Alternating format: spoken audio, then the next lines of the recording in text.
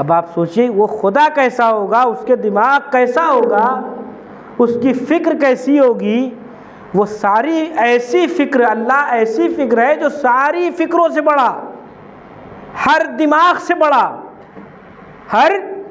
ہر دماغ سے بڑا۔ اچھا، سب سے بڑا دماغ کون سا ہے؟ سب سے بڑا دماغ معصومین کا، اہل بیت کا۔ اہل بیت بھی اس کے در پہ سجدہ کرتے ہوئے نظر آئے۔ کیوں؟ اسی وجہ سے وہ بھی یہی چاہتے تھے جو آپ چاہتے ہیں، کیا؟ اللہ کو پہچاننا۔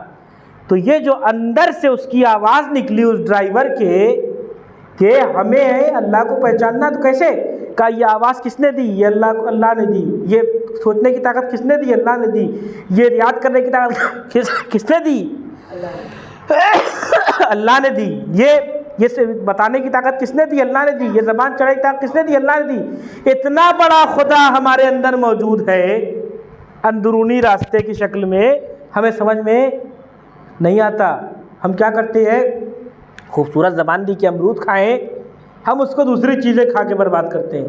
خوبصورت زبان دی کہ ہم کھانا کھائیں، گوشت کھائیں، حلوہ کھائیں، ہم اس کو سڑی ہوئی کچھ چیزیں جو سجا کے پیش کی جائیں اس کو کھاتے ہیں، جیسے دورا ہو رہا سڑا ہے بالکل ایک دم بہترین پیکٹ میں رکھ کے دے لیجیے زہر کھا لیجیے، بہت اچھا سجا ہوا زہر ہے، سجا کے کوئی زہر دے کھا لو گے؟ کہا نہیں یہ زانے گرامی، یہ میرے بچوں، میرے پیارے بھائیوں، میرے چھوٹے بھائیوں، یہ دل آپ کا، یہ اللہ کا گھر ہے۔ القلب، قلب یعنی دل، قلب یعنی دل۔ صلوات پڑھیں محمد والے محمد پر۔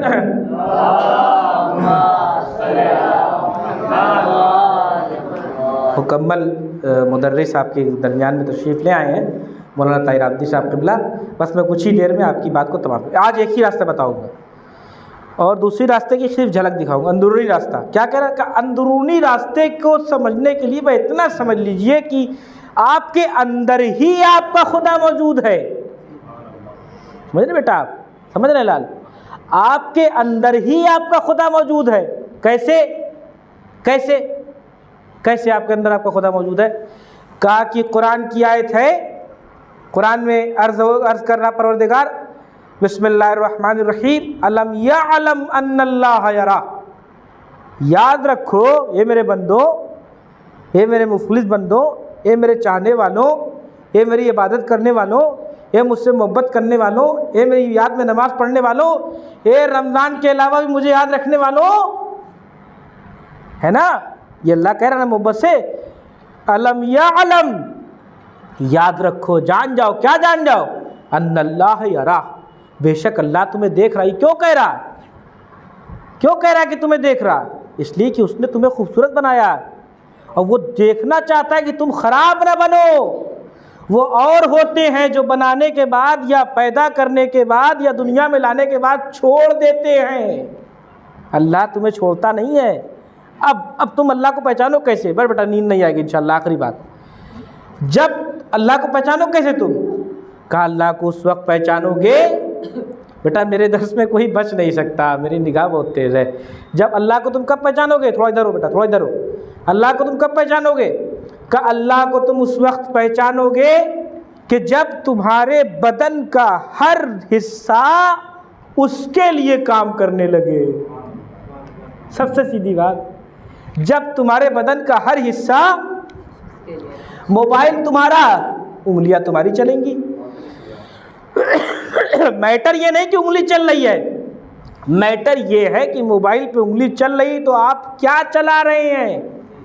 کیا یہ وہ چیز چل رہی جو اللہ چاہتا ہے یا وہ چل رہی ہے کہ جو اللہ نہیں چاہتا؟ اگر وہ چل رہی ہے جو اللہ چاہتا ہے، اس کا مطلب آپ اللہ کو پہچانتے ہیں۔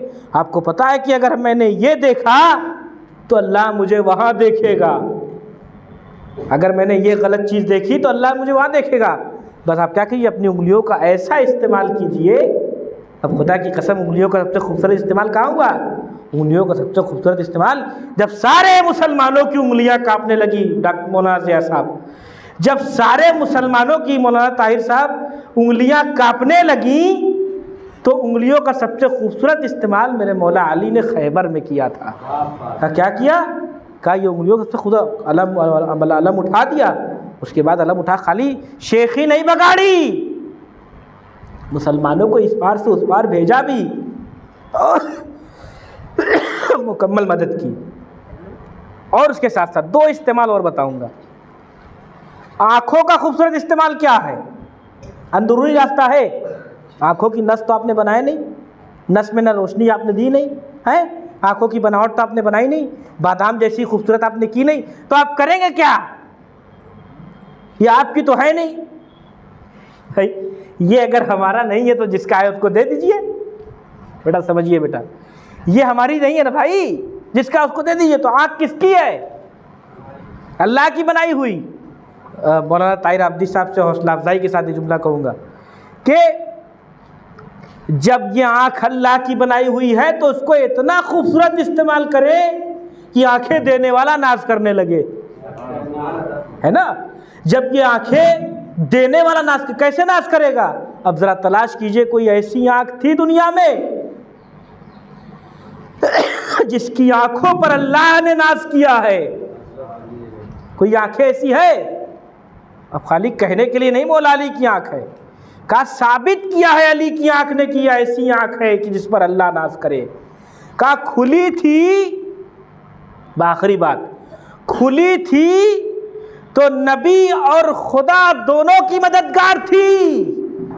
بھائی کہاں ہیں آپ؟ سنیے غور سے. جب آپ اپنے کو خدا کیسے پہچانیں گے؟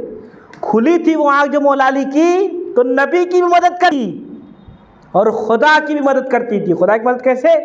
کہا جب نبی کی مدد کرے گی تو خدا کی مدد کرے گی. کیوں؟ کیونکہ نبی خدا کا ہے, نبی خدا کا. اگر کوئی نبی کی مدد کرے گا تو خدا کی مدد کرے گا. بآخری بات. اور جب بد ہوئی تب بھی خدا کی مدد کر رہی تھی. کہا کیوں؟ کہا شب ہجرت جب وہ سوئی, شب ہجرت جب وہ سوئی ہے وہ آنکھ علی کی, تو ایسا سوئی کہ پھر یہ کہنا پڑا, لکھنے والوں نے یہ لکھا کہ یہ بندہ ایسا سویا کہ اس کے سونے کو اللہ نے مرضی سمجھ کے خرید لیا. اس کے سونے کو خرید لیا اللہ نے, اپنی مرضی اس کو دے دی. کہ ایسا بندہ ہونا چاہیے. تب اپنی آنکھوں کے ذریعے سے وہ کیا کرتا ہے؟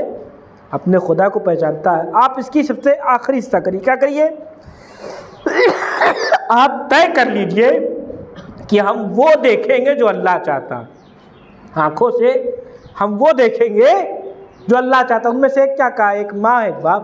کہ ان دونوں کو جب تک دیکھتے رہیں گے, حکم رسول فرماتے ہیں ان دونوں کے درمیان میں, جیسے ایک ماں وہاں بیٹھی ہے اور بیٹا یہاں سے دیکھ رہا ہے, باپ وہاں بیٹھا, بیٹا یہاں سے, بیٹی یہاں سے دیکھ رہی ہے, اتنی دور میں اللہ کہتا ہے کہ میں اپنی رحمتیں اڈیل دیتا ہوں. میں اتنا پسند کرتا ہوں یہ لمحہ, یہ موسم, یہ جگہ اتنی پسند کرتا ہوں کہ ماں بیٹے ایک دوسرے کو دیکھ رہے ہیں, بیچ میں جو غیب ہوتا ہے وہ لگتا ہے غیب ہے, لیکن میں اس غیب کو اپنی رحمت سے بھر دیتا ہوں. تو یہ ہوا اندرونی راستہ.